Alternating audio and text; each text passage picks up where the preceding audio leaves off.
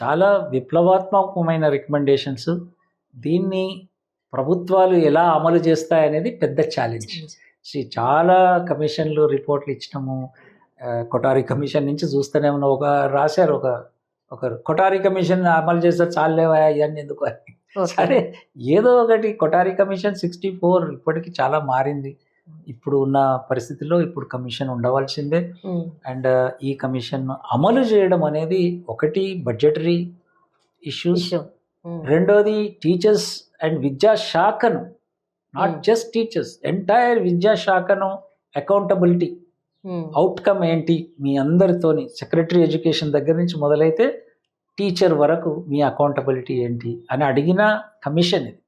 ఉండాలి అని చెప్పిన కమిషన్. దీంట్లో ఎవరికి భేషజాలు ఉండాల్సిన అవసరం లేదు. ఎందుకంటే ట్యాక్స్ పేయర్స్ మనీ ఇంత డబ్బు ఖర్చు పెడుతున్నాం, అవుట్కమ్ ఎందుకు ఉండకూడదు? అండ్ లాస్ట్ 12 yearsగా 55% ఉన్న ప్రైవేటు 65%కి వచ్చింది, 10% పెరిగింది. గ్రాఫ్ ఇట్లా పెరుగుతూ పోతుంది. ఈ పబ్లిక్ స్కూల్ ఇట్లా దిగుతూ పోతుంది. ఆ పబ్లిక్ స్కూల్ దిగుతూ పోతుందాన్ని బడ్జెట్ కూడా దిగుతూ పోయింది. సో దాని ప్రకారంగానే పిల్లలు బయటకు పోయారు. సో ఇన్వెస్ట్మెంట్ లేకుంటే ఏం చేస్తాం? అక్కడ ఒక మంచి వాతావరణం లేదు కాబట్టి.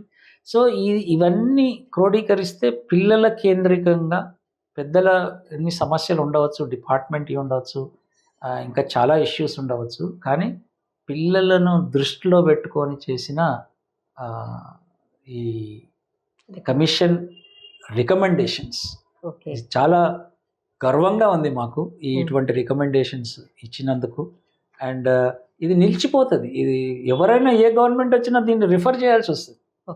ఎనీబడి. ఈ హైయర్ ఎడ్యుకేషన్ది చాలా ఉన్నాయి, నేను అందులోకి ఎక్స్పర్ట్ కాబట్టి అది కూడా డిస్కస్ చేసిన.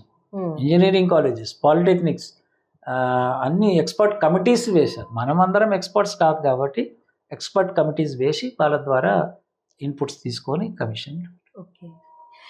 ఎన్ని రకాల రికమెండేషన్స్ మీరు చెప్పుకుంటూ వచ్చారు.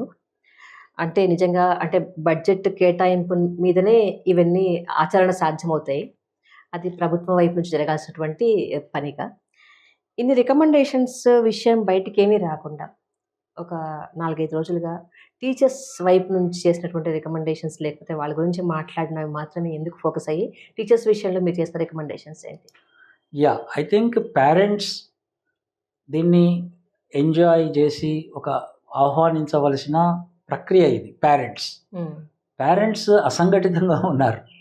వాళ్ళకు ఇంకా రీచ్ కాలేదు. ఇది ఇంగ్లీష్లో వచ్చింది, తెలుగులో వస్తే ఏమైనా ఇంకా వాళ్ళు దాన్ని కార్యకర్తలు, సామాజిక కార్యకర్తలు, గ్రామంలో సర్పంచ్లు, వీళ్ళందరూ ఈ లిస్టులన్నీ చూసుకుంటే కానీ వాళ్ళకి అర్థమవుతుంది మా స్కూల్ బాగవుతుంది.